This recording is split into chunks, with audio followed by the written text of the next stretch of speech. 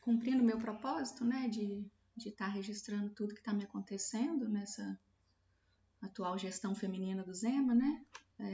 Eu quero falar hoje da sindicância 264020, que é a sindicância que apurou os assédios sexuais.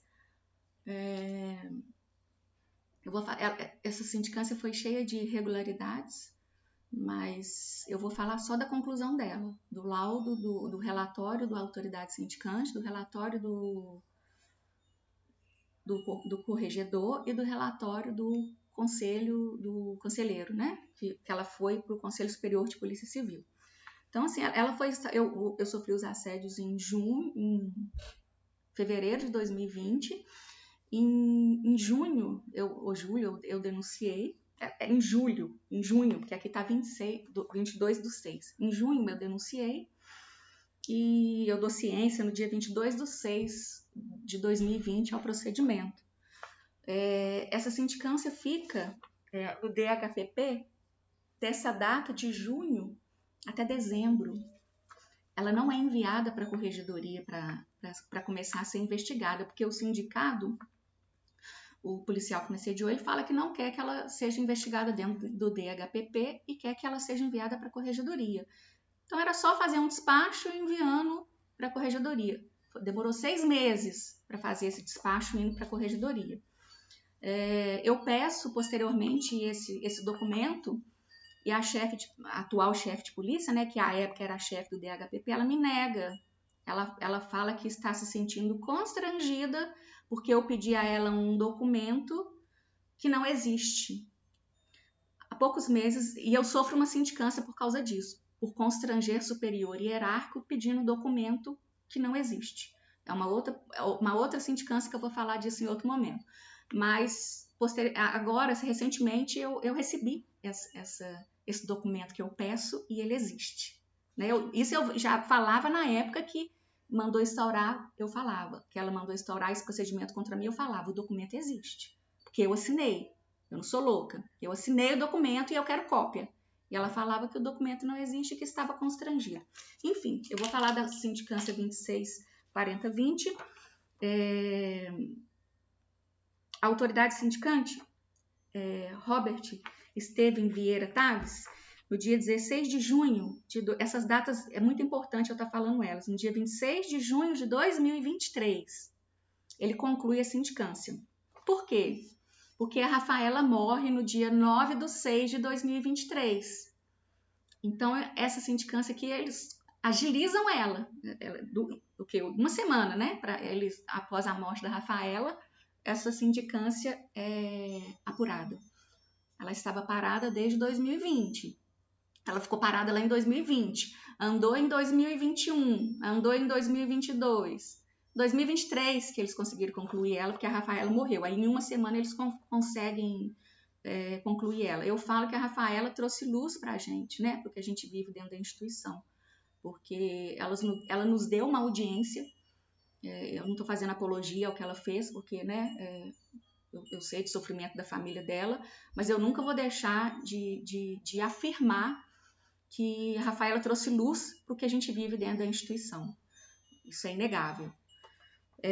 Mas aí a autoridade sindicante, ele escreve a meu respeito o seguinte: em tempo e diante dos impactos naturais da IPC Jaqueline Evangelista Rodrigues de ter sofrido conduta sexualmente impertinente, cujo sofrimento mental consubstanciado em aparente ideação persecutória e obsessiva em relação aos presentes autos, e ainda indicado pelos insistentes pedidos de vista, peticionamento nestes autos e representação junto à corregedoria, a fim de primar pela saúde mental da policial e de interesse público a sua boa atuação profissional, com vulcro no artigo 186 da Lei 5406/69, sugiro ainda que seja encaminhada para avaliação pericial e tratamento psicológico e psiquiátrico junto ao Hospital da Polícia Civil. Primeiramente, ele não é médico para me dar diagnóstico. Segundo, se eu peticionei muito, é porque eu vi muita coisa errada. Todo erro que eu via, eu peticionava alguma coisa para mostrar o erro que estava acontecendo. Então, se eu peticionei muito, foi porque ele errou muito. Ele ou o delegado anterior a ele também que errou. Terceiro, ele fala que está me mandando por causa dos peticionamentos e para mim é boa atuação profissional. Quem disse a ele que eu não sou uma boa profissional? Eu tenho total consciência da boa profissional que eu sou. Eu estava trabalhando e, inclusive, aprendendo um serviço, porque eles tinham acabado de me tirar do meu setor, que não podiam tirar, porque a resolução 8169 me proíbe de ser movimentada. Eles me tiraram do meu setor, eu estava aprendendo um serviço novo, ele me manda, aí o corregedor vai acatar o pedido dele, mas antes eu quero ler outra coisa aqui, e eu sou afastada 60 dias a mando do corregedor. Mas eu quero chamar a atenção aqui, porque ele fala que está me mandando com vulcro no artigo 186. Quando eu falo que a PCMG está sendo gerida por cabeça de delegado, eu não estou falando isso à toa. Eu estou falando diante de tudo que eu leio e de tudo que eu estou sofrendo. Ele não tinha como me mandar para a perícia, para eu ser periciada e ser expulsa da polícia, que eles iriam me expulsar da polícia com transtorno que eu não tenho. O que ele faz? Ele pega um artigo qualquer da lei orgânica, porque não tem artigo que me permite delegado me mandar para a perícia, e me manda para a perícia. Então, eu vou ler o que diz o artigo 186 que ele me manda para a perícia. Está no capítulo 6 e diz respeito a atos processuais. Não tem nada a ver comigo. Além disso, eu sou vítima. Essa sindicância 264020, ela é referente ao outro sindicado, ao policial que me assediou. Ele não pode tomar nenhuma atitude em relação a mim, mas ele toma com esse artigo. No caso de revelia do acusado, ou ainda na perda de prazo para apresentação de defesa, o presidente nomeará um funcionário, sempre que possível bacharel de direito, para produzi-lo na forma do artigo 185 e seu parágrafo único. Ou seja, isso aqui tem a ver com a defesa, o artigo que ele escolhe para me mandar para a perícia tem a ver com a defesa do acusado. Quando eu falo que nós estamos sendo geridas por cabeça de delegado, que não existe lei nessa gestão atual da Polícia Civil, eu não estou falando isso à toa. Eu estou provando agora por que eu falo isso. Aí ele manda para o corregedor e o corregedor acata o artigo mentiroso dele. Ele escreve. No dia 26 de junho de 2023, ele escreve. Antes do encaminhamento, porém, tendo em vista os impactos psicológicos da IPC Jaqueline Evangelista Rodrigues, haja vista ter sido vítima de fatos ora apurados, acolhe a sugestão da autoridade sindicante, sem olhar o artigo que ele escreveu, e determina o seu encaminhamento para avaliação pericial, e sendo o caso, tratamento psicológico e psiquiátrico junto ao Hospital da Polícia. Isso ele faz no dia 26 de junho. Mas aqui tem um fato importante. Eu sou periciada dia 26 de maio, antes da Rafaela morrer. Ela morre no dia 9/6. Era preparado para eles me aposentarem com transtorno que eu não tenho. Ainda hoje eles tentam me dar transtorno que eu não tenho. Graças a Deus, todos os médicos que eu passo, eles são bem firmes em falar, Jaqueline, você não tem. E não passei só em um, não. São vários que eu já passei e afirmam, Jaqueline, você não tem os transtornos que eles estão te dando. Aí o que ele faz? Ele manda, antes dele colocar no relatório, ele já me manda para a perícia. Eu sou periciada no dia 26/5. Ele conclui no dia 26 de junho. Aí a gente vai e além disso, nas atribuições do corregedor, não existe mandar servidor para perícia. Isso não é atribuição de corregedor. A corregedoria não pode fazer isso. Nem a autoridade sindicante, muito menos o corregedor. Né? É o que eu falo, eu estou violada de cabo a rabo dentro da polícia. Estou toda violada. Mas aí ele manda isso aqui para o fórum. Eu não sabia que já estava no fórum. E a gente vai para a audiência no dia 7/7.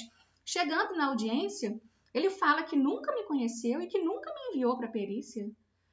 E eu não tinha isso aqui em mão. Eu só tinha o laudo. E o laudo começa que eu estou sendo periciada a mando do corregedor.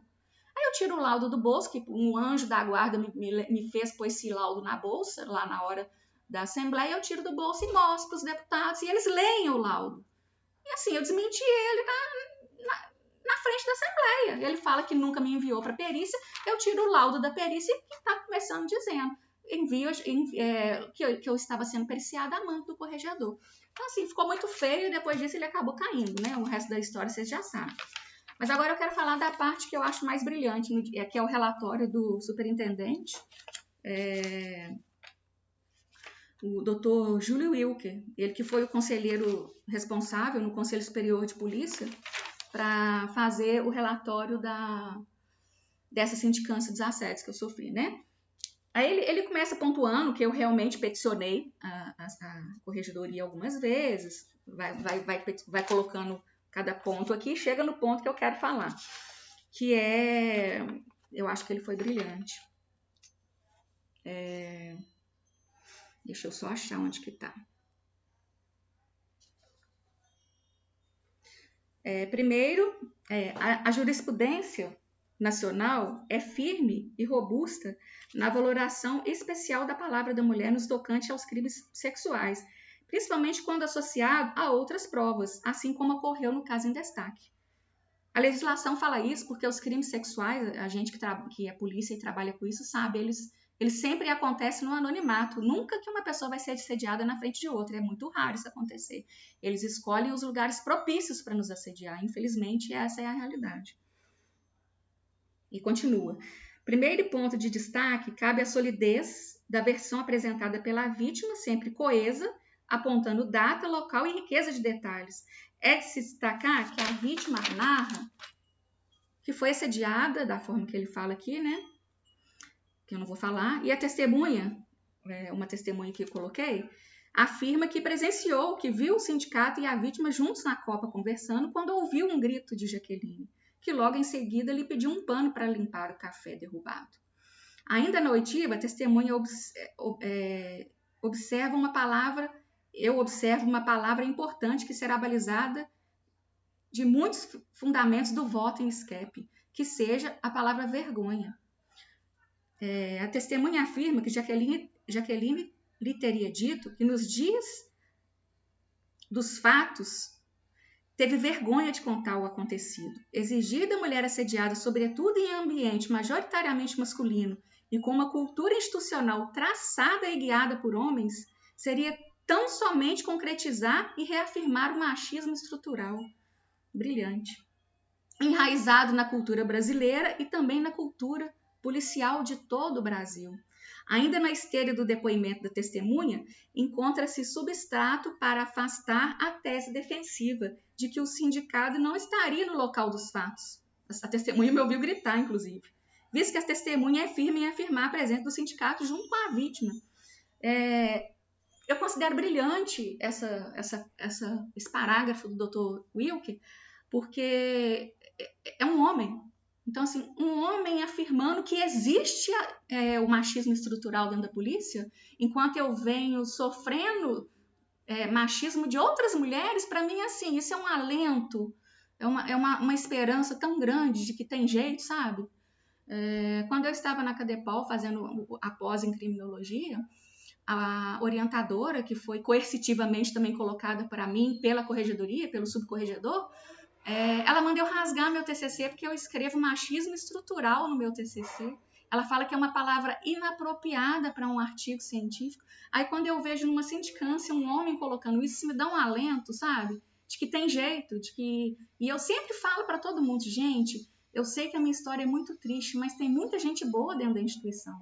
A gente nunca pode colocar o olho no ruim, porque eu já trabalhei com pessoas maravilhosas e eu nunca vou deixar de considerar isso. As pessoas boas que eu vejo dentro da instituição. E ele ainda continua.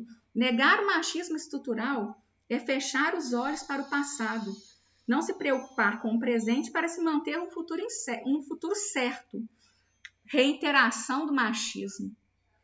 Não se pode fechar para os comentários comumente ouvidos quando noticiados crimes sexuais, mas ela quis. Foi só uma cantada, mulher fresca, mulher doida, mas com essa roupa também, né?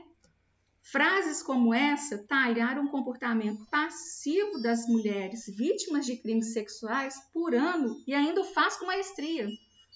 Milhares de mulheres vítimas são revitimizadas cada vez que ouvem essas frases, seja nas instituições estatais, familiares ou sociedade em geral. Se hoje as mulheres têm as suas palavras adicionada o status de presunção de veracidade relativa ainda na sociedade, são vítimas da presunção absoluta de culpa que geram medo, ansiedade, depressão e vergonha. Sem me conhecer, porque eu nunca vi o Dr. Wilke, ele narra aqui tudo que eu tô. Medo de sair de casa, medo de ir para perícia. A ansiedade que virou uma depressão, hoje eu tô com uma depressão, e vergonha, porque eu tinha muita vergonha de falar isso. Hoje eu vejo que a vergonha não é minha. Eu custei a entender, muita terapia, né? Eu custei a entender que a vergonha não é minha. A vergonha é da instituição. A vergonha é de mulheres que estão gerindo a instituição protegendo homens e não mulheres. Sabe? Como se eu fosse a culpada do que eu passei. Eu não tenho culpa. Eu custei a introspectar isso e hoje está muito bem introspectado. Tanto que eu já consigo falar naturalmente, né? Não consigo falar dos fatos, mas ok, tá tudo bem.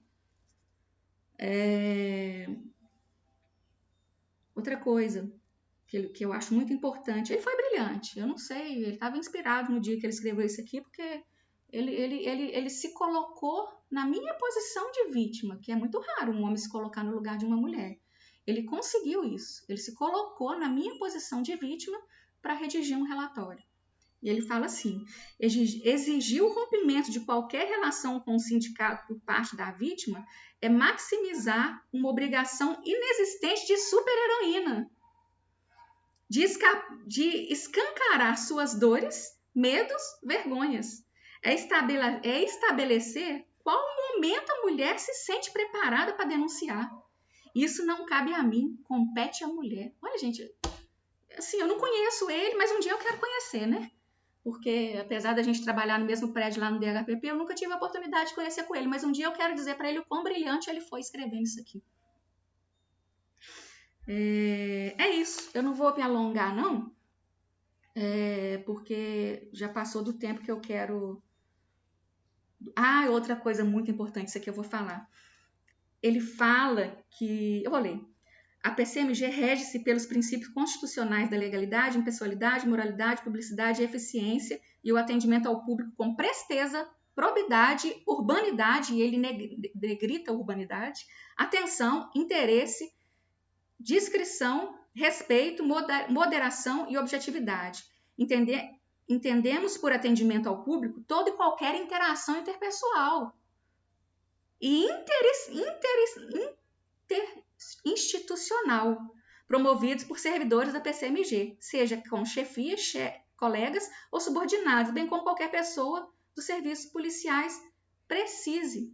O que ele está dizendo, querendo dizer que isso aqui? Ele está querendo dizer assim, com outras palavras: olha, a Jaqueline é uma pessoa, ela é um ser humano, ela merece ser tratada com respeito. Ela é um cliente interno. Da mesma forma que a gente tem o cliente externo, a gente tem o cliente interno que merece respeito, que não pode ser tratado de acordo com cabeça de delegado, que não pode ser tratado como um pedaço de carne porque outro policial quer.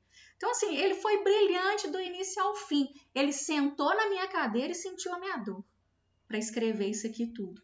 Então, assim, isso aqui me deu uma esperança. Eu chorei tanto no dia que eu li esse relatório dele, que eu já estava com aquela impressão de que ia ser do teor da autoridade sindicante do corregedor. E ele me vem com isso aqui.